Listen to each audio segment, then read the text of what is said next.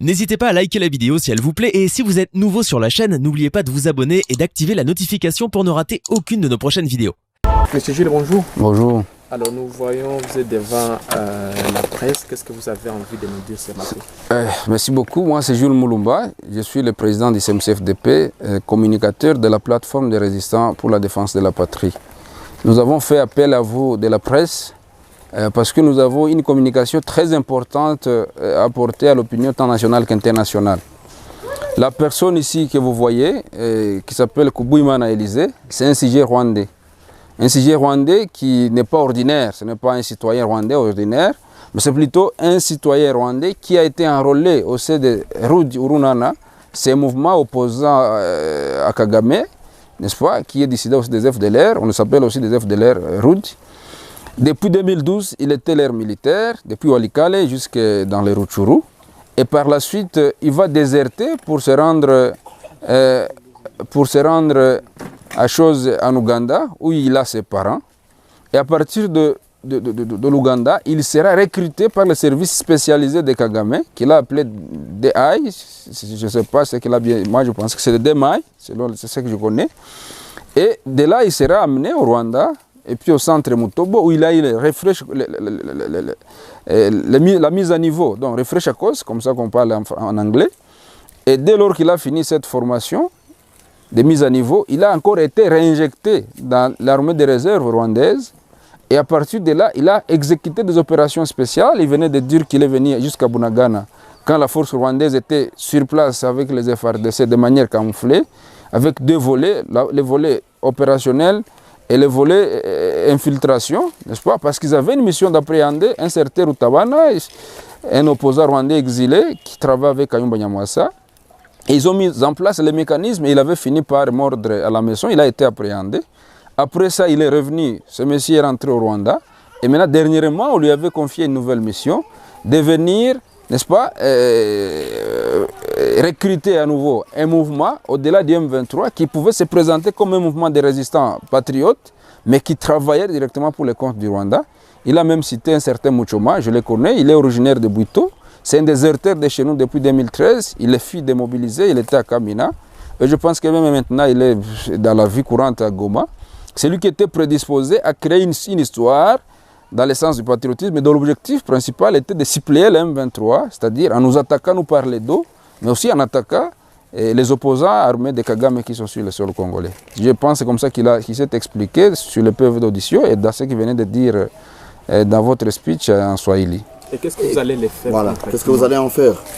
Concrètement, nous sommes un mouvement respectueux des droits de l'homme et du droit humanitaire international parce que nous avons signé les actes d'engagement avec Appel de Genève, mais aussi avec la MONUSCO, avec la cellule de la protection de l'enfance de la MONUSCO.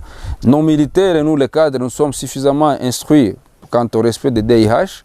Alors on n'a pas jugé utile de l'abattre. Parce que vraiment, si on pouvait se laisser gérer par les émotions, c'est quelqu'un qui pouvait se faire abattre facilement. Alors nous avons jugé bien de les rendre au gouvernement et à la MONUSCO, et vous, de la presse comme témoin. Voilà pourquoi nous avons commencé par vous, pour que cela ne puisse plus se répéter, qu'on remette ce monsieur au Rwanda. Mais plutôt que les Nations Unies, n'est-ce pas, qui ont toujours dit qu'ils n'ont pas de preuves, par rapport à l'influence de Kagame dans ce que nous vivons ici, les gouvernements congolais, n'est-ce pas, puissent tirer des informations utiles, n'est-ce pas, et au besoin les protéger pour que ces informations puissent être rentables au gouvernement, mais aussi ne pas les rendre au Rwanda parce que sa vie sera en danger. Mais aussi, nous qui avons accompli cette mission noble, n'est-ce pas, on s'est dépassé, on pouvait même avoir de l'argent à partir de ça, on n'a pas pu, n'est-ce pas? Et les gens qui ont été impliqués dans cette mission seront exposés. Ici, une fois, on les remettait à Kagame. Donc, nous insistons auprès du gouvernement que c'est une personne qu'il faut protéger, qu'il faut exploiter utilement avec la communauté internationale pour qu'encore une fois, parce que ce n'est pas la première fois, Kagame soit mis devant un fait accompli par rapport aux sales besoins qu'il est en train d'orchestrer sur le sol congolais. Oui, maintenant, qu'est-ce que vous passez par rapport à l'Est Afrique? Parce que le Rwanda maintenant est à l'Est Afrique. En tout cas, nous pensons que si ça ne dépendait que de nous, c'est trop prématuré d'adhérer à l'East African Community. Parce que les gens qui sont là ne sont pas sincères. C'est une organisation d'ailleurs qui a été créée par les agresseurs d'hier, qui nous ont agressés toujours pendant tout ce temps. Le Rwanda, l'Ouganda, le Burundi qui jadis était sous le commandement de Buyoya. Ce sont les principaux agresseurs que nous avons connus. Même si présentement le Burundi avec les CNDD-FDD a essayé d'améliorer. Alors, ces pays-là qui nous agressent ont une influence notoire au sein de cette communauté internationale, de cette communauté East African Community. Cela ne rassure pas les Congolais, nous les résistants. Et donc, les gouvernements congolais pouvaient avoir des partenariats directs entre les pays amis qui sont dans l'East African Community, comme par exemple la Tanzanie, comme par exemple le Burundi, qui ne nous ont jamais agressés ou carrément qui ont abandonné les plans d'agression. Et au besoin, recourir à la SADC qui a toujours aidé avec objectivité, n'est-ce pas, les peuples congolais dans les différentes guerres d'agression que nous avons connues. Sinon, ce qu'on est en train de faire avec l'East African Community, on risque de se retrouver devant un fait accompli et la balkanisation risque d'être effective parce qu'on ne comprend pas, par exemple, que l'armée ougandaise continue à être sur le sol congolais, en Ituri et à Beni, et à la fois l'armée ougandaise est ici à Bunagana en train de nous agresser, en train de nous tirer au dos. Donc, c'est une chose et son contraire. Or, nous avons appris que dans l'East African Community, l'armée ougandaise sera là. Même si on a essayé d'exclure le Rwanda, mais je vous informe, vous de la presse, qu'il n'y a pas longtemps, l'armée rwandaise a fait traverser plus de 3000 hommes dans les opérations conjointes en Ouganda. Ces gens-là ont la même morphologie. Et donc, si l'Ouganda faisait entrer ses troupes sur le sol congolais, rien n'empêche que le Rwanda va en profiter et faire porter ses militaires détenus ougandaises. Et ils seront encore là, non pas pour nous aider, mais pour empirer la situation. Mais si je le permettais, je pose une question d'actualité. Certainement, vous voyez votre mouvement, vous travaillez, il faut le dire, bien-être du peuple congolais. Mais on a suivi dans plusieurs villes de la RDC des manifestations contre l'ONU, donc là, pour demander bien sûr le départ de la MONUSCO. On a enregistré plusieurs décès. Est-ce que vous avez suivi de près ou alors de loin ce qui se passe, par exemple à Goma, Beni, Butembo, et comment vous réagissez face à ça? Nous avons suivi avec attention cette situation. Nous comprenons d'ailleurs le ras-le-bol de cette population que nous sommes aussi, n'est-ce pas? Ce qu'on peut peut-être condamner, c'est cette violence excessive, n'est-ce pas, qui a été engagée contre les gens des Nations Unies. Mais aussi, il faut comprendre que c'est de par les déclarations même de la MONUSCO que la colère du peuple congolais s'est enflammée. Madame Bintou Keïta, qui témoigne devant le Conseil de sécurité des Nations Unies que l'armée ou le M23, les soins de M23 disposent d'une armée sophistiquée, n'est-ce pas? Et qu'elle agirait comme une armée conventionnelle, mais sans citer nommément les Rwandais et l'Ouganda qui appuient. Donc ça, c'est un. De deux, le porte-parole de la MONUSCO va vraiment berner la communauté congolaise en disant qu'ils ne sont plus capables de faire quoi que ce soit contre l'agression, la énième agression de notre pays. Alors que le peuple congolais connaît que la MONUSCO est venue pour la protéger. Et dès lors qu'elle déclare qu'elle n'est plus en mesure de nous protéger, je pense que la communauté congolaise ou la population congolaise était en droit de demander à cette mission, maintenant, dès lors que vous n'êtes pas capable, que serez-vous? N'est-ce pas? Quelle autre mission allez-vous accomplir vis-à-vis de nous, le peuple congolais? C'est simplement la manière de l'exprimer qui n'a pas du tout été bonne parce que même si nous on est des résistants, mais nous pensons qu'il y a d'autres voies, n'est-ce pas? Qui pouvaient, donc il y avait moyen de manifester ce mécontentement sans tomber dans le vandalisme excessif que nous avons enregistré. Mais nous pensons que comme peuple congolais, vraiment la cause défendue par les Congolais est fondée parce qu'au-delà de cette déclaration de la MONUSCO, si rien ne pouvait se faire concrètement pour manifester le mécontentement, ça signifie que nous serions un peuple mûr pour l'esclavagisme. Mais cette révolte et révolution qu'a prouvé le peuple congolais prouve à suffisance que nous ne serons jamais soumis, ni assujettis, ni esclaves, ni le Congo ne sera jamais balkanisé. Nous resterons un Congo uni, fort et prospère, avec une communauté unie et forte. Parce que Che Guevara a dit qu'un peuple qui n'est pas à mesure, n'est-ce pas, de se révolter, de se rebeller, n'a pas non plus droit de se lamenter.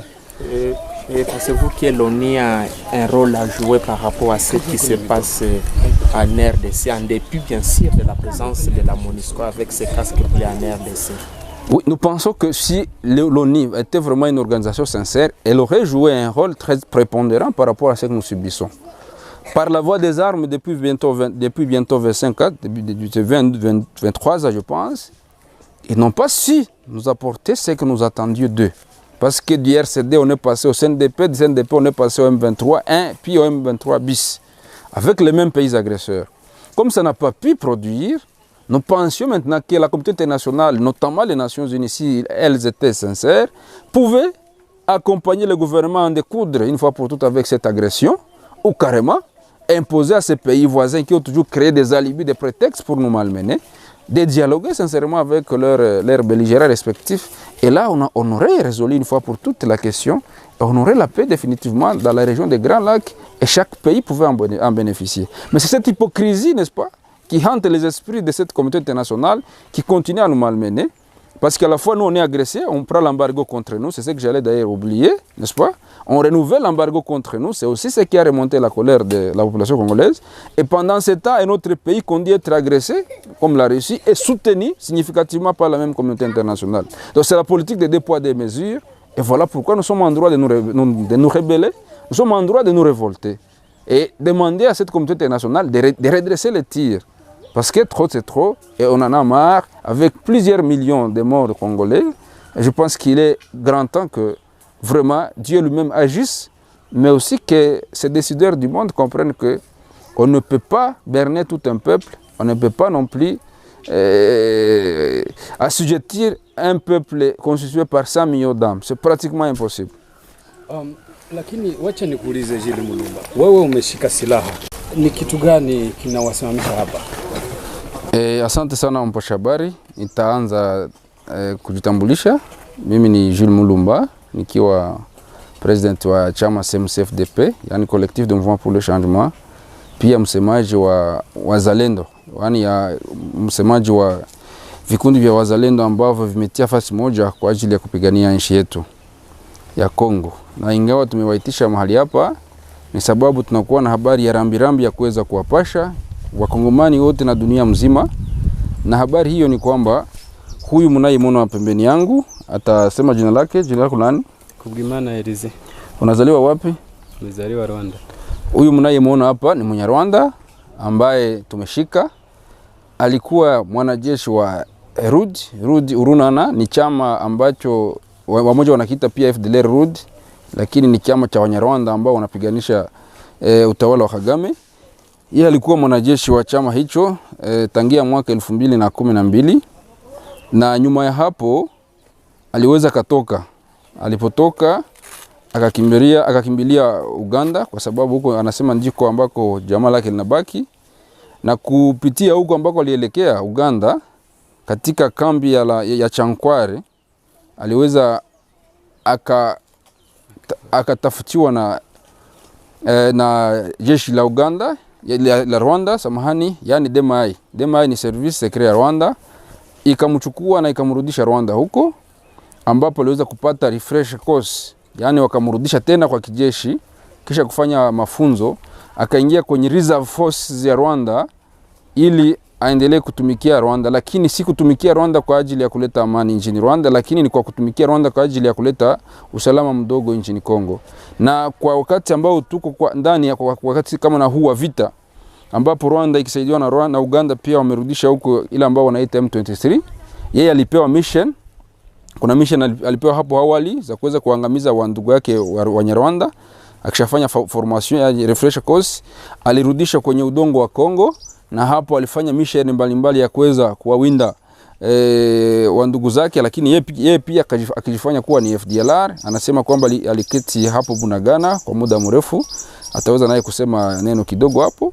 Na sasa sisi kuweza kumshika, alikuwa ametumwa kwetu, sababu sisi kama wazalendo tumeshimama kwa ajili ya kutetea nchi yetu na kupiganisha mipango mibaya ambazo Rwanda inakuwa nazo kwa ajili ya nchi yetu, na Uganda pia vile. Akatumwa ili aweze kuja kutafuta wafuasi watakaojiita wazalendo na kuweza kusema eti wanataka kutumikia nchi, ijapokuwa wao wanawatuma kwenye mission special ya kuweza kutuangamiza sisi na kuangamiza hata wale wanaopinga Kagame, na kuangamiza hata wale wanaokuwa kwenye government ambao hawashirikiane kabisa na mpango huu wa kuweza kugawa nchi yetu wala kuweza kuidhibiti. Na kwa nguvu za Mwenyezi Mungu tuliweza tukamshika, na tukasema sababu sisi tunaheshimia haki za binadamu.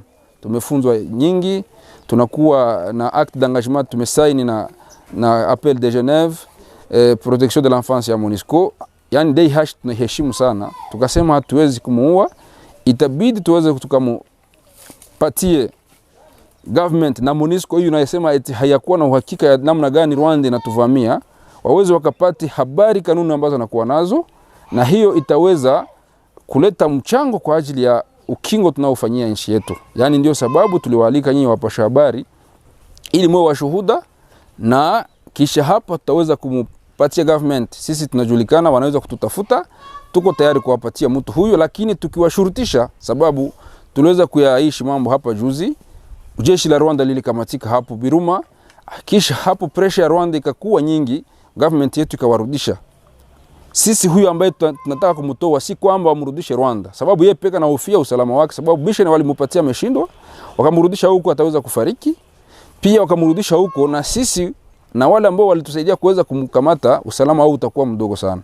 Yani tuna pendekezo la kusema government yetu isifanye tena ziaka hiyo. MONUSCO pia isifanye ziaka hiyo. Huyu mtu waweze kumshitia mahali ambapo wataweza kuexploit habari zote ambazo anakuwa nazo, habari mbovu sana kwa ajili ya nchi yetu ya Kongo, na habari ambazo zinaonyesha wazi wazi ya kwamba Kagame anakuwa na mpango mbaya kwa ajili ya nchi yetu. Wasipofanya hivyo watakuwa wametuvunja moyo, na nadhani ya kwamba kazi tunayoifanyia taifa letu bila malipo yoyote watakuwa multiplier par 0, ijapokuwa sio kitu kizuri. Hilo ndio lengo ambalo limeacha sisi tunawaita mahali hapa. Sasa huyu mmemkamata wakati wa mapigano ama tu akifanya ujasusi? Huyu alitumwa, yeye hakuwa kwenye uwanja wa mapigano. Alitumwa kutoka Rwanda, kavuka Kigali Gisenyi akavuka Goma. Yani iko na alivuka kama vile mkaaji.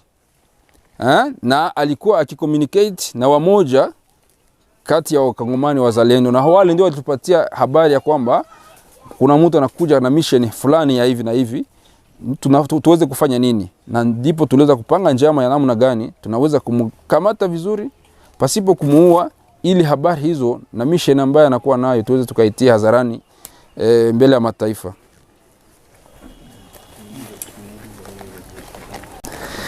Yani mimi sitaweza kupana uhakika, lakini unasikia namna gani anajieleza. Hivyo vikundi vya vinavyopiganisha Kagame, yani kunakuwa FDLR, kunakuwa Rudi, kunakuwa akina FPP, kunakuwa kama CNRD huko Sud Kivu, wale ambao wanatoka kwenda Rwanda kupitia DDR na kupitia kukimbia, wanashikwa, wanarudisha kwenye refresher, na hao wanawarudisha kwa njia nyingine pasipo kuitwa jina ya FDLR, wanajiita jina jingine. Sababu kama umemfuata mzuri, amesema kwamba walitaka andehore ya M23 ambayo inakuwa support na Rwanda, walitaka kuunga kitu kingine ambacho kingesimamiwa na Muchoma. Huyo Muchoma tunamjua, mimi namjua mzuri, nani Dizata, ni Demob ambaye alitoka kwetu kwa mwaka 2013, alikuwa Kamina. Yani wanakamata wakongomani, wanajenga kitu kama hicho, kisha wale ambao ni watumishi wao kutoka katika hivi vikundi wanakuwa wanajipenyeza ndani. Ndio hiyo mpango walikuwa wakitaka kufanya, kama nimemsikia vizuri. Yani mbali na M23 wanaunda kundi lingine.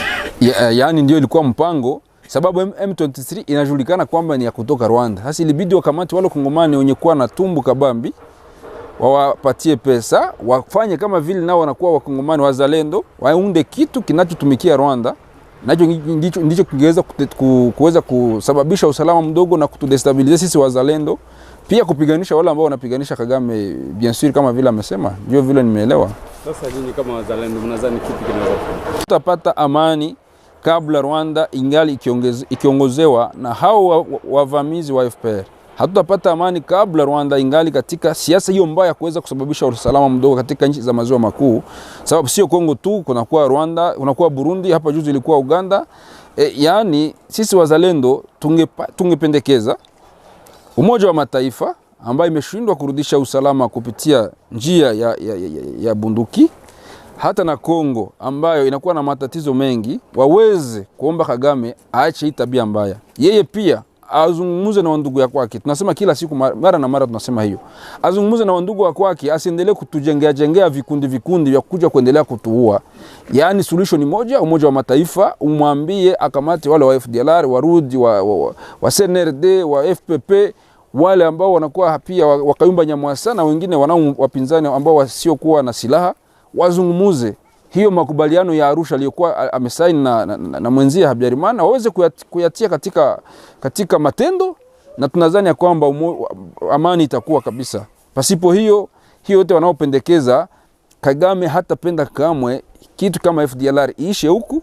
Hata kama ingeisha, atajenga wengine kama vile anatumia hawa, ili pretext yake ya kuendelea kusababisha usalama mdogo, akipora mali ya kwetu, akipanga njama ya balkanization, akipanga njama ya kudhibiti nchi yetu ziendelee.